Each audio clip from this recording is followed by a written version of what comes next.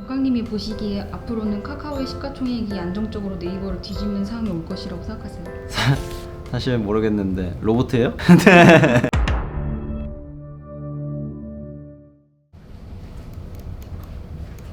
안녕하세요. 우리 막내 직원 왔구나. 원래 인터뷰어가 신혼여행 갔기 때문에 오늘은 우리 막내 직원 그 자리를 대체하고 있습니다, 여러분. 잘 지냈어요? 네네. 네. 오늘 장은 어떠셨나요? 오늘 참 별로 플랫폼 위주의 주식들이 많이 올랐고 이제 뭐 셀트리온이 시장에서 되게 많이 이슈되고 있더라고. 셀트리온에서 진행하는 통계적 유의치가 입증되었다 막 이래가지고 쭉 올랐는데 제약바이오는 워낙 안 건드린 성향을 갖고 있으니까 거긴 거기고, 내가 지금 집중했던 거는 이제 카카오가 장중에 네이버보다 비싸지는 이러한 일들이 방금 벌어졌었는데 굉장히 놀랍다. 역시 내수시장의 단물을 다 빨아먹고 있구나. 근데 이런 것들이 이제 하반기에 모멘텀을 많이 반영하고 있는 게 아닌가. 좀 플랫폼 비즈니스가 워낙 시장에서 강력하니까 시장에서 많이 평가받는 게 뭐 광고 그리고 커머스, 이쪽에서 네이버랑 카카오 둘 다 입지를 너무나 잘 해나가고 있고, 그래서 그쪽에서 밸류에이션이 다 막 이루어지고 있어서 사실 뭐 투자로 들어갔으면은 연초에 들어가는 게 맞았지. 지금 시점에서는 나는 좀 카카오가 또 무서운 구간 아닌가. 왜냐면 하반기 모멘텀이 버텨주고 있다라고 하지만 지금 하반기 어쨌든 카카오 손해보험, 카카오뱅크, 카카오페이, 장외에서는 카카오뱅크가 아마 40조 넘는 걸로 알고 있는데 어마어마하지. 사실 뭐 이거는 시장에서 이미 다 알던 사실이고, 다만 이제 또 우리가 다룰 정도면 이제 또 사람들 입에서 많이 오르고 내리는 구간이잖아. 그러니까 어느 정도 지금 주가가 가진 가치보다 프리미엄이 끼는 시점이다. 그래서 되게 주의해야 될 필요가 있다라고 우리가 얘기하는데, 카카오도 그런 시점이 다가오고 있다. 그래서 하반기에 자회사들이 상장하고 이제 자회사 지분법 영업이익도 이제 반영되다 보면은 실적도 되게 좋아지고 이제 재무가 되게 건강해지고 있는 상황인데, 그 속도가 워낙 빠르다 보니까 앞으로의 향방에 대해서는 카카오가 하기 나름이지. 그래서 뭐 커머스를 어느 정도 키울 수 있느냐, 뭐 카카오 게임즈는 또 얼마나 더 커질 수 있느냐, 막 이제 이런 성장 모멘텀들이 많기 때문에 카카오를 투자하신 분들은 충분히 카카오의 성장이 끝나고 팔아도 되지 않을까. 다만 신규로 들어가기엔 되게 무서운 구간이다. 난 항상 이런 모멘텀이 반영되어 있을 때는 사는 걸 별로 안 좋아하거든. 충분히 조정이 일어날 때 사는 게 조금 더 나는 매력적이다. 그럼 동강님이 보시기에 앞으로는 카카오의 시가총액이 안정적으로 네이버를 뒤집는 상황이 올 것이라고 생각하세요? 사실 모르겠는데 로봇이에요? 네. 앞으로 조금 더 지켜봐야 되지 않을까. 근데 다만 멀리 봤을 때 네이버가 나는 조금 더 성장할 수 있는 시장이 크지 않을까. 네이버는 조금 더 이제 글로벌 위주로 전략을 많이 짜나가고 있고, 카카오는 국내 시장을 완전하게 점유하겠다 이런 시점인데, 사실 빅테크에 대해서 나는 회의적이었던 게 엄청나게 많은 산업을 잡아먹고 있잖아. 성장이 그만큼 빠르고 강력한 건데 어느 시점이 넘어가면 그런 거에 대한 규제가 반드시 일어날 것 같고, 빅테크 기업들의 가장 큰 걸림돌은 뭐 성장 동력, 돈 이런 게 아니라 정책적인 면이 굉장히 크다. 정책적인 매크로 환경을 점검하는 게 훨씬 더 중요할 것 같다. 15에서 16일 열릴 FOMC 테이퍼링 논의될 예정인데 시장에 어떤 영향을 끼칠 것으로 보시나요? 이번 주에 FOMC 회의가 예정이 있는데 개인적으로는 뭐 큰 얘기가 안 나올 것 같다. 테이퍼링을 할 수 있는 시점도 아니고 지금 시장의 분위기를 이어가는 정도 아닐까. 아마 길면은 뭐 내년 상반기까지도 그런 흐름이 지속될 수도 있을 것 같고, 다만 우리가 주시해야 되는 거는 예상하지 못한 흐름이 나왔을 때 어떻게 대처할 것인가. 지금 우리가 예상하는 건 별 얘기 안 나올 것 같다. 다만 다른 이야기가 나올 경우에 시장 변동성에 조금 흔들릴 수 있겠다. 아마 이번 주에 내용을 잘 봐야겠지. 나 개인적으로도 잘 체크하고 있는 부분이고, 그게 이제 기술주의 앞으로의 방향성에 큰 잣대가 되지 않을까. 금리 영향을 많이 받는 주식들이 휘청할 수 있는 포인트가 되겠지. 저희 천물 끼얹으면은 컨텐츠 나올 것 같은데.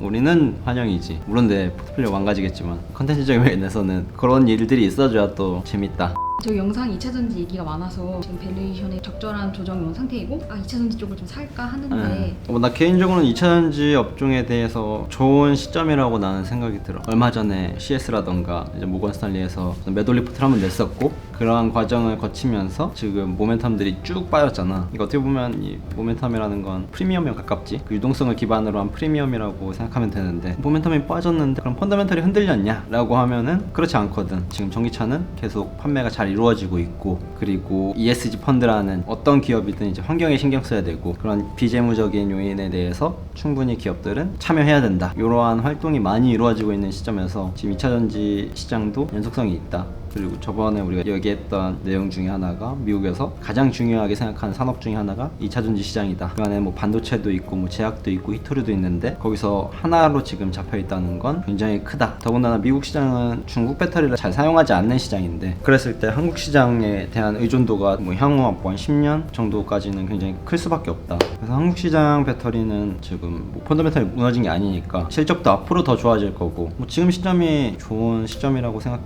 더 떨어지면 더 좋은 거고 근데 뭐 지금 가격도 뭐 매력적인 구간에 와 있다. 다만 이제 SK나 LG화학 같은 경우는 분리해서 상장 예정 준비 중이지만 그런 면에서 오히려 삼성 SDI 같은 분리하지 않으니까 그리고 삼성 SDI 같은 경우는 미국 진출이 아직 잘 안 돼 있다라는 게 최대 단점이긴 하지만 오히려 그게 성장 동력으로 잡혀갈 수 있는 부분이거든. 앞으로의 모멘텀이 낄 요소들이 많다. 그래서 더 빠져주면 좋지만 지금 가격 구간도 나는 나쁘지 않은 것 같다.